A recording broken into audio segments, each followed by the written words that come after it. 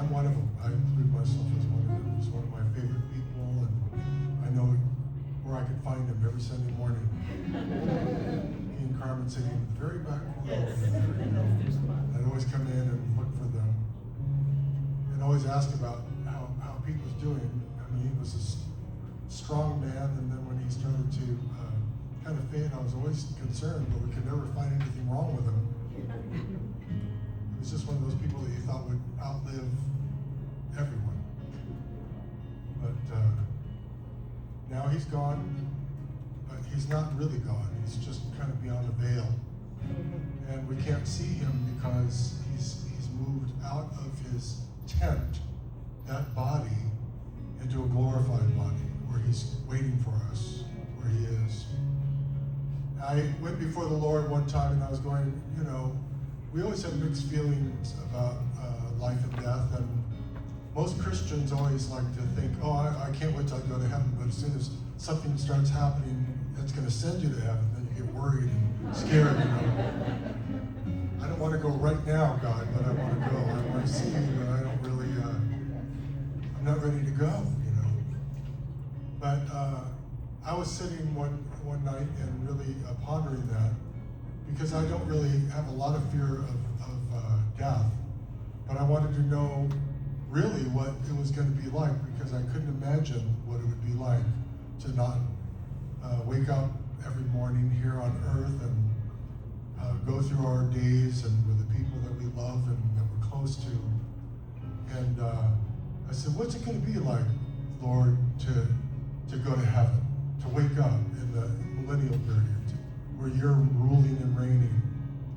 I mean, I was hoping that I'd be here when that happens, that I'd be raptured and then immediately come down and be with the Lord.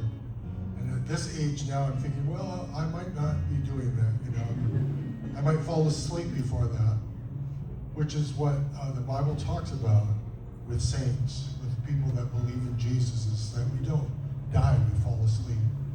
And then when we wake up in the presence of God. And this song is about waking up in the kingdom of heaven.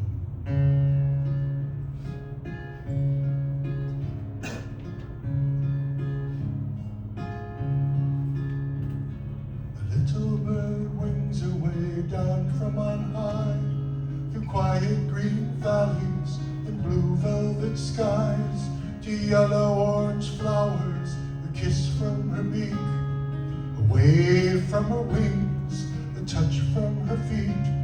She flies to your window and lands on the sill, looks ever gently, you lying still, with dreams of green valleys and blue velvet skies, with you walking in them, with stars in your eyes. She begins to sing, she begins to sing, wake this morning. And light fills your window and touches your eyes, your lashes do flutter and you're surprised. The world has unfolded like petals on roses, to open when dawn brings the light. She begins to sing, yes, she begins to sing, wake this morning.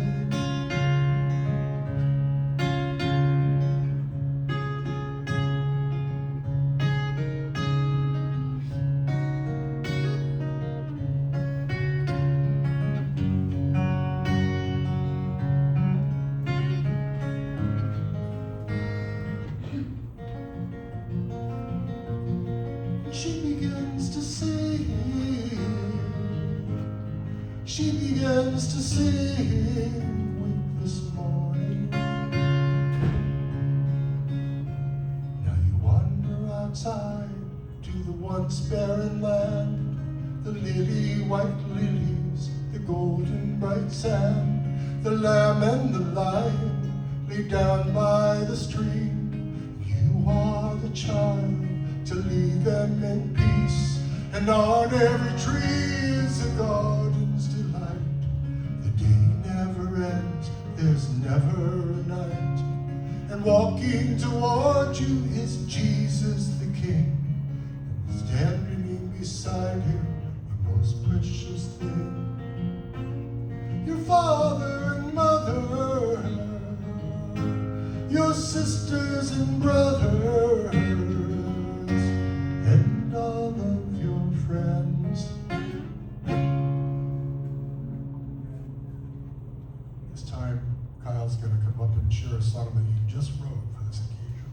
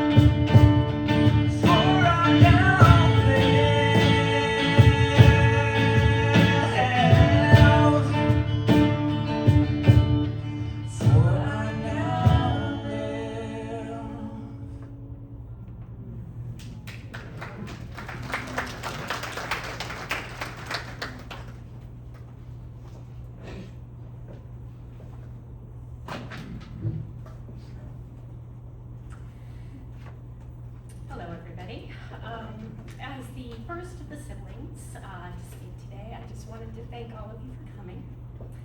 We really appreciate you being here as we come together to honor our Father, and we are really blessed by your presence here. So thank you.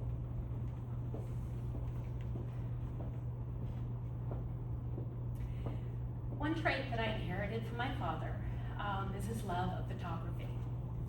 Growing up, I remember slide carousel after slide carousel full of pictures from different trips. Also, I remember slide carousel after slide carousel of various diseases of the mouth, which were frankly really gross, but I do remember them well. I also remember my mother, after seeing picture of landscape after landscape, begging my father to occasionally take a picture of a person. So while I too prefer taking pictures of landscapes, I did take my mother's advice to heart. And that means that I have had plenty of photos of my dad to flip through as I've been remembering him in the last few weeks. And as I flipped through those pictures, I found myself thinking about how I wanted to remember my dad. Would it be for his sense of humor and the truly terrible jokes that he would frequently make? Would it be for his ability to calculate the exact ratio of vanilla ice cream to root beer to make the perfect float?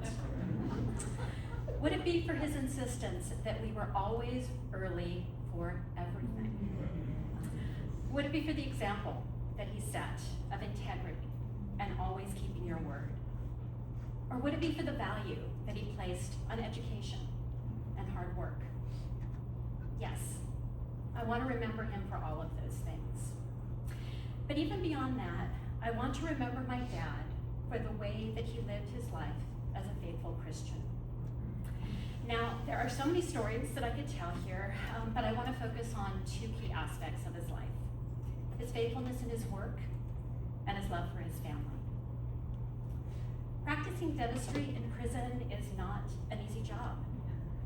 But not only did he do his job faithfully for many years, he also went above and beyond. Running a dental lab in prison where he could train the inmates in skills that they could use so that they could get good jobs after they were released. Leading a Bible study so that he could help these men develop a relationship with God and grow spiritually. My dad saw these inmates as full human beings created by God to do God's will, and he did his best to help them do that well, both in prison and also after their release. My dad also used his skills in dentistry to bless other communities, volunteering at a kibbutz in Israel and making multiple trips to an orphanage in Mexico. In his work, my dad was always open to God's leading, and God used dentistry to open up so many ways for him to bless others. But his life wasn't always about work. My dad knew how to love his family well. While there are so many examples I could give of moments when I felt my dad's love and care for me, I want to focus instead on how he set an example of faithful, godly love in his care for his own father and for our mother. After our grandmother passed and our grandfather was experiencing memory loss, couldn't live alone, my parents took him into their home and cared for him 24 hours a day, 7 days a week. The work of this type of caregiving is exhausting, and it meant that my dad needed to step away from several commitments that he had previously taken on. He got some criticism for that, but my dad knew that he needed to devote his time to caring for his father, and he did that, lovingly and sacrificially, for the last 2 years of his father's life. Then, of course, there's my dad's love for our mom that was so clearly evident to everyone who knew them. One particularly memorable example of this comes from their time serving at the orphanage in Mexico. After a busy day at the dental clinic, my dad would come back to their apartment and take a nap. And we all know he loved his naps. But my mom stayed behind to clean up the clinic and get ready for the next day's work. In the evening, when they hosted various friends that they had met at the orphanage, my dad would be the one to serve the coffee and the dessert. This surprised their visitors, and they asked whether it was customary for husbands to serve their wives like this in the United States. With his response, which acknowledged that he had the opportunity to nap while my mother was still working, my father not only honored the work that my mother was doing in the clinic, but also publicly demonstrated his care for her that was so countercultural for them, but that for all of us in the family was simply an everyday demonstration of his deep love for his wife. So after going through so many photos of my father and reliving so many memories, I posted some of the photos on Facebook. Afterwards, my feed was full not only of condolences, but also of other people's memories of my dad. One in particular stands out. It was from a friend of mine from graduate school. I don't even remember exactly when she met my parents, but here's what she said about my dad. Your dad impressed me as the best kind of Christian, who quietly lives his convictions and makes a difference in the lives of others. Now, significantly, this friend isn't a Christian. But she was so struck with my dad's Christian witness that over 25 years later, after meeting him only once, she remembers him as the best kind of Christian. And that truly was my dad.